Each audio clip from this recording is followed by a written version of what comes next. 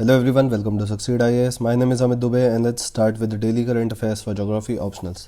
First article है आज Australia के ग्रेट बैरियर रीफ के ऊपर। तो इन शॉर्ट आपके लिए यहाँ पे कोरल रीफ्स वाले टॉपिक इंपॉर्टेंट हो जाते हैं एंड ये इंपॉर्टेंट हो जाता है बोथ आपके पेपर 1 एंड पेपर 2 के लिए।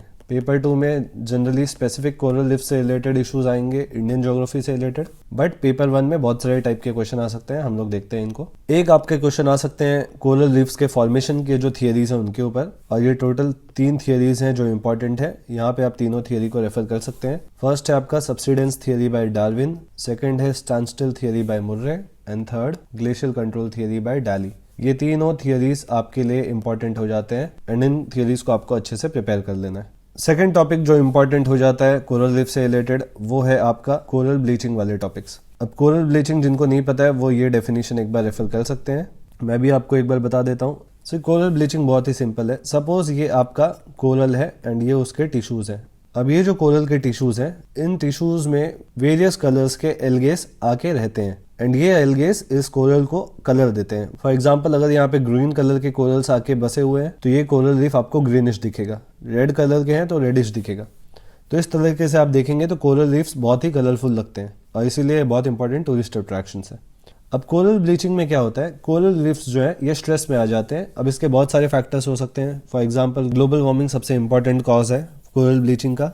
उसके अलावा बहुत सारे और फैक्टर्स हो सकते हैं। फॉर एग्जांपल कोरल माइनिंग होती है, फिर कोरल कलेक्शन की वजह से भी कोरल ब्लीचिंग होती है। ऐसे बहुत सारे रीजंस हैं जो आप पढ़ेंगे डिटेल में कोरल ब्लीचिंग को तो आपको मालूम पड़ेगा। तो अब कोरल ब्लीचिंग में क्या होता है कि स्ट्रेस की वजह से जो कोरल रीफ्स हैं वो इन एल्गेस को अपने टिश्यू से एक्सपेल कर देती हैं, इन शॉर्ट निकाल देती हैं। अब जो कलरफुल कोरल्स थे वो चले गए एंड ये जब कोरल्स हैं अब इनके सिर्फ टिश्यूज बचते हैं जो ट्रांसपेरेंट कलर के हैं एंड इनमें अब कोई भी कलर के एल्गे नहीं रहते हैं। इसी फिनोमिना को बोला जाता है कोरल ब्लीचिंग। तो यहाँ पे कोरल ब्लीचिंग का मतलब ये नहीं कि कोरल्स डेड हो चुके हैं, ये कोरल्स अभी भी अलाइव हैं लेकिन अब इसमें कोई भी एल्गे नहीं रहते, इसलिए ये ज्यादा वल्नरेबल हो जाते हैं स्टारवेशन और डिजीज के लिए, क्योंकि जो एल्गेज हैं वो यहाँ पे फूड प्रिपेयर करते हैं कोरल्स के लिए। तो कोरल ब्लीचिंग वाला टॉपिक आपके लिए बहुत इंपॉर्टेंट है। ज्यादातर क्वेश्चन कोरल ब्लीचिंग से रिलेटेड ही आएंगे आज के टाइम पे। एंड अगर कोरल ब्लीचिंग के ऊपर क्वेश्चन आता है तो ग्रेट बैरियर रीफ का ब्लीचिंग ये आपके लिए एक इंपॉर्टेंट केस स्टडी है। इसको आप लोग अपने नोट्स में ऐड कर लो। अभी मैं आपको ये केस स्टडी डिटेल में बताता हूँ। जब मैं आपको बोलता हूँ कि एग्जाम में केस स्टडी लिखना है तो ये आप नीचे जो पैराग्राफ देखेंगे आपको इस तरीके से केस स्टडी लिखना है। देखिए ये एग्जैक्ट तरीका है केस स्टडी लिखने का। आपको डायग्राम देना है उस रीजन का एंड एग्जाम्पल में बस आप मेंशन करते हो। यहाँ पे आपको 6-7 सेंटेंसेस में एक्सप्लेन करना है कि वहां पे चल क्या रहा है। तो पहले मैं आपको ग्रेट बैरियर रीफ के कोरल ब्लीचिंग के इंसिडेंट्स के बारे में बताता हूँ। यहाँ पे 3-4 फेजेस में कोरल ब्लीचिंग हुए हैं। एक फेज था आपका 1997 टू 1998। ये टाइम था आपका एल नीनो ईयर, इसलिए ग्लोबली सारे ओशंस में सी सरफेस टेम्परेचर में राइज देखने को मिला था एंड इस वजह से 1997 में 1998 में मास कोरल ब्लीचिंग हुआ था एंटायर वर्ल्ड में।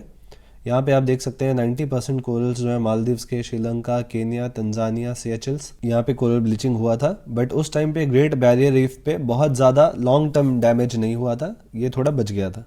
सिमिलरली उसके बाद फिर 2016 में ग्रेट बैरियर रीफ का अच्छा खासा कोरल ब्लीचिंग हुआ एंड 2016 के ब्लीचिंग में जो नॉर्दर्न ग्रेट बैरियर रीफ था वहां पे ज्यादा कोरल ब्लीचिंग हुआ। आप ये रेड कलर में डिमार्केटेड है, देख सकते हैं। सदर्न कोरल रीफ जो थे, सदर्न ग्रेट बैरियर रीफ जो था वहां पे कोरल ब्लीचिंग थोड़ा कम हुआ। लेकिन 2020 में भी एक मास कोरल ब्लीचिंग का फेज आया जहां पे नॉर्थ से लेके साउथ तक पूरे ग्रेट बैरियर रीफ का ब्लीचिंग हुआ है एंड ये एक काफी कॉज ऑफ कंसर्न है ग्रेट बैरियर रीफ और कोरल इकोसिस्टम के लिए। एंड यहाँ पे जो मैंने आपको 3 थियरीज बोले हैं इनके मैकेनिज्म भी आप लिख सकते हैं। ये आपके जीसी लियोंग भी अच्छे से दिया गया है, तीनों थियरीज, वहां से भी आप इनको रेफर कर सकते हैं। साथ में आपको सविंदर सिंह में भी मिल जाएंगे। एंड जो हमारे फाउंडेशन बैच के स्टूडेंट्स हैं उनको नोट्स में अच्छे से मैंने ये दिया होगा, आप लोग बस क्लास नोट्स को रेफर कर सकते हो। अब नेक्स्ट आर्टिकल देख लेते हैं। नेक्स्ट आर्टिकल आपके कॉटन के ऊपर एंड ये आर्टिकल हम लोग के लिए पेपर 2 में इंपॉर्टेंट हो जाता है, दैट इज इंडियन ज्योग्राफी। इस टॉपिक में हम लोग के लिए इंपॉर्टेंट हो जाता है टेक्सटाइल इंडस्ट्रीज एंड जो फाइबर्स टेक्सटाइल इंडस्ट्रीज के लिए इंपॉर्टेंट है वो। फॉर एग्जांपल यहाँ पे न्यूज आर्टिकल में कॉटन के ऊपर है, बट हम लोग के लिए इंपॉर्टेंट हो जाता है यहाँ पे कॉटन, सिल्क एंड जूट। तो ये 3 इंपॉर्टेंट फाइबर्स हैं, कॉटन, सिल्क और जूट, जो टेक्सटाइल इंडस्ट्रीज के लिए इंपॉर्टेंट है। इसलिए ये ज्यादा इंपॉर्टेंट हो जाते हैं आपके लिए, क्योंकि ये इंडस्ट्रीज और एग्रीकल्चर दोनों टॉपिक से रिलेटेड है जो आपके सिलेबस में मेंशन्ड है। अब इन टॉपिक को प्रिपेयर कैसे करना है ये मैं आपको बता देता हूँ। कोई भी क्रॉप्स के ऊपर आए तो मैंने आपको पहले भी बताया है, पहले आपको पता होना चाहिए कि कौन से कंडीशंस नेसेसरी है उस क्रॉप के प्रोडक्शन के लिए, तो यहाँ पे आपको कॉटन, सिल्क और जूट तीनों का जो प्रोडक्शन का रिक्वायरमेंट्स है उसको आपको प्रिपेयर कर लेना है। फॉर एग्जांपल आपको टेम्परेचर, रेनफॉल, किस टाइप का सॉइल चाहिए, कौन से क्लाइमेट में होते हैं, फॉर एग्जांपल सब ट्रॉपिकल क्लाइमेट या ट्रॉपिकल क्लाइमेट, ये सारी चीज़ें यहाँ पे पता होना चाहिए। उसके बाद आपको इन तीनों क्रॉप्स का डिस्ट्रीब्यूशन पता होना चाहिए। यहाँ पे आप देख सकते हैं ये कॉटन का डिस्ट्रीब्यूशन है, ये सिल्क का और ये जूट का यहाँ पे डिस्ट्रीब्यूशन है, इंडिया में कहाँ पे ये प्रोड्यूस होते हैं। सिल्क को जब आप डिस्ट्रीब्यूट कर रहे हो तो आप अगर इन हेडिंग्स में करोगे तो ज़्यादा अच्छा होगा। For example mulberry silk, tasar silk, eri silk, muga silk, अगर आप ऐसे क्लासीफाई करके अगर बताओगे तो ये ज़्यादा अच्छा होगा। जूट का डायग्राम सिंपल है, ईस्टर्न इंडिया में डोमिनेंट रोल है जूट प्रोडक्शन का, एंड ये डायग्राम आप रेफर कर सकते हैं कॉटन के लिए। तो सेकंड, आपको डिस्ट्रीब्यूशन पता होना चाहिए सारे क्रॉप्स के। अब हम लोग आ जाते हैं टेक्सटाइल इंडस्ट्री से रिलेटेड टॉपिक्स पे। टेक्सटाइल इंडस्ट्री में पहले आपको पता होना चाहिए इसका डिस्ट्रीब्यूशन कहाँ पे है, एंड इसका मैंने आपको बताया कि काफ़ी डिसेंट्रलाइजेशन हो चुका है टेक्सटाइल इंडस्ट्री का। इसके रीजंस मैंने आपको बताए थे, कुछ रीजंस यहाँ पे हम लोग रिवाइज कर लेते हैं। Raw material, capital availability, skilled labour, government policies, availability of water, ये कुछ रीजंस हैं जिन पे टेक्सटाइल इंडस्ट्री का लोकेशन डिपेंड करता है, और इसका डिसेंट्रलाइजेशन का जो रीजंस है वो आपको बताना है। इसके बाद इंपॉर्टेंट हो जाता है आपके लिए कि टेक्सटाइल इंडस्ट्री के इश्यूज क्या हैं, फिर गवर्नमेंट पॉलिसीज क्या है। फॉर एग्जांपल PLI स्कीम मैंने आपको बताया, प्रोडक्शन लिंक इंसेंटिव स्कीम, इसका इंपॉर्टेंस काफ़ी बढ़ चुका है एंड ये अब गवर्नमेंट का एक फ्लैगशिप स्कीम है, तो आपको प्रोडक्शन लिंक इंसेंटिव स्कीम पता होना चाहिए डिटेल में, एंड आपको लास्ट में पता होना चाहिए वे फॉरवर्ड। तो इन सब हेडिंग्स के अंदर आपको इन टॉपिक्स को प्रिपेयर करना है।